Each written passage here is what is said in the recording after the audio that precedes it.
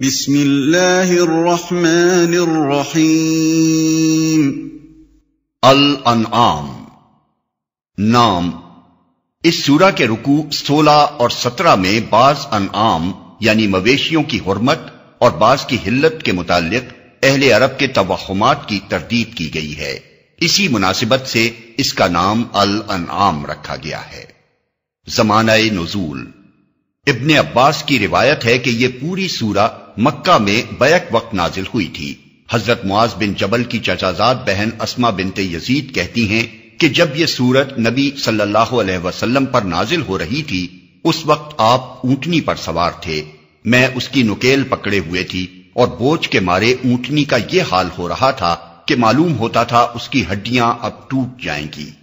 روایات میں اس کی بھی تصریح ہے کہ جس رات یہ نازل ہوئی اسی رات کو آپ نے اسے قلم بند کرا دیا۔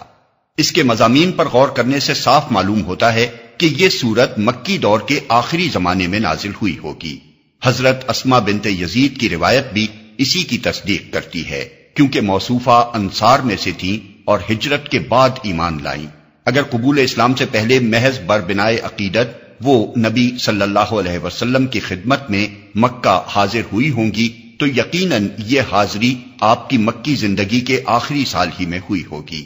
اس سے پہلے اہل یثرب کے ساتھ آپ کے تعلقات اتنے بڑے ہی نہ تھے کہ وہاں سے کسی عورت کا آپ کی خدمت میں حاضر ہونا ممکن ہوتا۔ شان نزول۔ زمانہ نزول متعین ہو جانے کے بعد ہم بآسانی اس پس منظر کو دیکھ سکتے ہیں جس میں یہ خطبہ ارشاد ہوا ہے۔ اس وقت اللہ کے رسول کو اسلام کی طرف دعوت دیتے ہوئے 12 سال گزر چکے تھے۔ قریش کی مزاحمت اور ستمگری اور جفاکاری انتہا کو پہنچ چکی تھی۔ اسلام قبول کرنے والوں کی ایک بڑی تعداد ان کے ظلم و ستم سے عاجز آ کر ملک چھوڑ چکی تھی اور حبش میں مقیم تھی۔ نبی صلی اللہ علیہ وسلم کی تائید و حمایت کے لیے نہ ابو طالب باقی رہے تھے اور نہ حضرت خدیجہ، اس لیے ہر دنیاوی سہارے سے محروم ہو کر آپ شدید مزاحمتوں کے مقابلے میں تبلیغ رسالت کا فرض انجام دے رہے تھے۔ آپ کی تبلیغ کے اثر سے مکے میں اور گرد و نواح کے قبائل میں بھی صالح افراد پے در پے اسلام قبول کرتے جا رہے تھے، لیکن قوم بحیثیت مجموعی رد و انکار پر تلی ہوئی تھی۔ جہاں کوئی شخص اسلام کی طرف ادنا میلان بھی ظاہر کرتا تھا اسے طعن و ملامت، جسمانی اذیت اور معاشی و معاشرتی مقاطعے کا ہدف بننا پڑتا تھا۔ اس تاریک ماحول میں صرف ایک ہلکی سی شعاع یثرب کی طرف سے نمودار ہوئی تھی، جہاں سے اوس اور خزرج کے با اثر لوگ آ کر نبی صلی اللہ علیہ وسلم کے ہاتھ پر بیعت کر چکے تھے اور جہاں کسی اندرونی مزاحمت کے بغیر اسلام پھیلنا شروع ہو گیا تھا۔ مگر اس حقیر سی ابتدا میں مستقبل کے جو امکانات پوشیدہ تھے انہیں کوئی ظاہر بین آنکھ نہ دیکھ سکتی تھی۔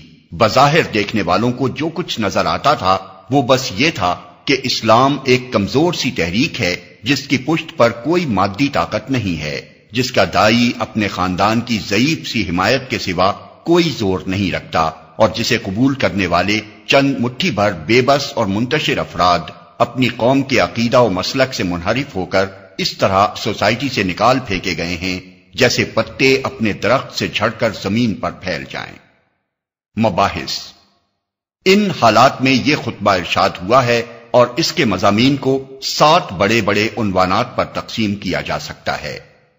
1. شرک کا ابطال اور عقیدہ توحید کی طرف دعوت۔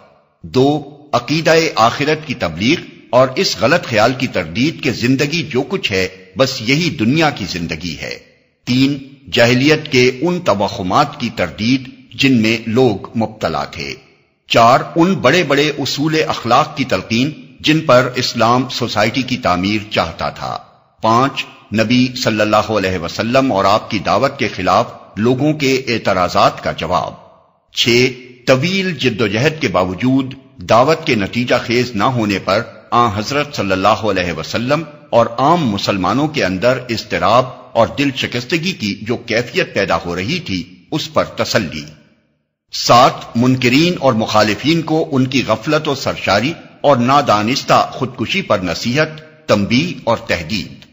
لیکن خطبے کا انداز یہ نہیں ہے کہ ایک ایک عنوان پر الگ الگ یکجا گفتگو کی گئی ہو، بلکہ خطبہ ایک دریا کی سی روانی کے ساتھ چلتا جاتا ہے اور اس کے دوران میں یہ عنوانات مختلف طریقوں سے بار بار چھڑتے ہیں اور ہر بار ایک نئے انداز سے ان پر گفتگو کی جاتی ہے۔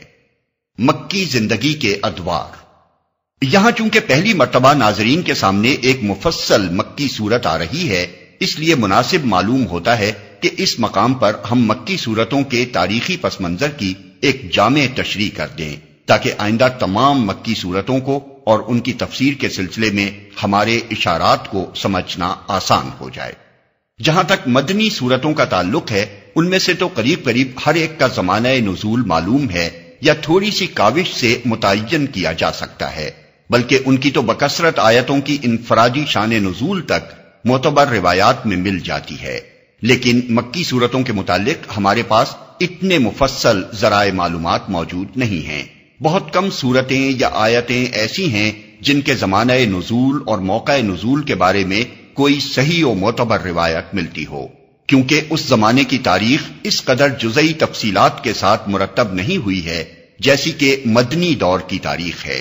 اس وجہ سے مکی صورتوں کے معاملے میں ہم کو تاریخی شہادتوں کی بجائے زیادہ تر ان اندرونی شہادتوں پر اعتماد کرنا پڑتا ہے جو مختلف صورتوں کے موضوع، مضمون اور انداز بیان میں اور اپنے پس منظر کی طرف ان کے جلی یا خفی اشارات میں پائی جاتی ہیں، اور ظاہر ہے کہ اس نوعیت کی شہادتوں سے مدد لے کر ایک ایک صورت اور ایک ایک آیت کے متعلق یہ تعین نہیں کیا جا سکتا کہ یہ فلاں تاریخ کو فلاں سن میں یا فلاں موقع پر نازل ہوئی ہے۔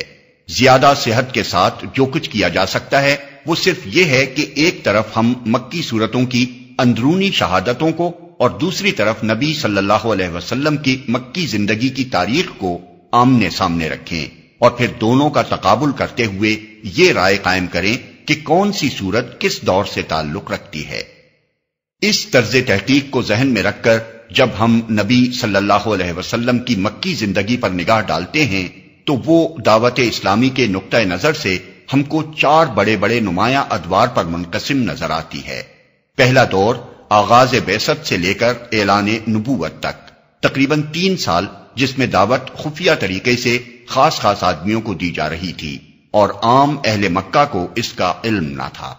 دوسرا دور اعلان نبوت سے لے کر ظلم و ستم اور فتنے کے آغاز تک، تقریباً 2 سال، جس میں پہلے مخالفت شروع ہوئی، پھر اس نے مزاحمت کی شکل اختیار کی، پھر تضحیک، استہزاء، الزامات، سب و شتم، جھوٹے پروپیگنڈا اور مخالفانہ جتھا بندی تک نوبت پہنچی، اور بالآخر ان مسلمانوں پر زیادتیاں شروع ہو گئیں جو نسبتاً زیادہ غریب، کمزور اور بے یار و مددگار تھے۔ تیسرا دور 5 نبوی سے لے کر ابو طالب اور حضرت خدیجہ کی وفات یعنی 10 نبوی تک، تقریباً 5-6 سال۔ اس میں مخالفت انتہائی شدت اختیار کرتی چلی گئی۔ بہت سے مسلمان کفار مکہ کے ظلم و ستم سے تنگ آ کر حبش کی طرف ہجرت کر گئے۔ نبی صلی اللہ علیہ وسلم اور آپ کے خاندان اور باقی ماندہ مسلمانوں کا معاشی اور معاشرتی مقاطعہ کیا گیا، اور آپ اپنے حامیوں اور ساتھیوں سمیت شعب ابی طالب میں محصور کر دیے گئے۔ چوتھا دور 10 نبوی سے لے کر 13 نبوی تک، تقریباً 3 سال۔ یہ نبی صلی اللہ علیہ وسلم اور آپ کے ساتھیوں کے لیے انتہائی سختی و مصیبت کا زمانہ تھا۔ مکہ میں آپ کے لیے زندگی 2 بھر کر دی گئی تھی۔ طائف گئے تو وہاں بھی پناہ نہ ملی۔ حج کے موقع پر عرب کے ایک ایک قبیلے سے آپ اپیل کرتے رہے کہ وہ آپ کی دعوت قبول کرے اور آپ کا ساتھ دے، مگر ہر طرف سے کوڑا جواب ہی ملتا رہا، اور ادھر اہل مکہ بار بار یہ مشورے کرتے رہے کہ آپ کو قتل کر دیں یا قید کر دیں یا اپنی بستی سے نکال دیں۔ آخر کار اللہ کے فضل سے انصار کے دل اسلام کے لیے کھل گئے اور ان کی دعوت پر آپ نے مدینہ کی طرف ہجرت فرمائی۔ ان میں سے ہر دور میں قرآن مجید کی جو صورتیں نازل ہوئی ہیں وہ اپنے مضامین اور انداز بیان میں دوسرے دور کی صورتوں سے مختلف ہیں۔ ان میں بکثرت مقامات پر ایسے اشارات بھی پائے جاتے ہیں جن سے پس منظر کے حالات اور واقعات پر صاف روشنی پڑتی ہے۔ ہر دور کی خصوصیات کا اثر اس دور کے نازل شدہ کلام میں بہت بڑی حد تک نمایاں نظر آتا ہے۔ انہی علامات پر اعتماد کر کے ہم آئندہ ہر مکی سورہ کے دیباچے میں یہ بتائیں گے کہ وہ مکہ کے کس دور میں نازل ہوئی ہے۔ سید ابو العلا مودودی کی مارکۃ الآراء تصنیف تفہیم القرآن کی یہ CD ادارہ ترجمان القرآن کے لیے سماع و بصر نے تیار کی ہے۔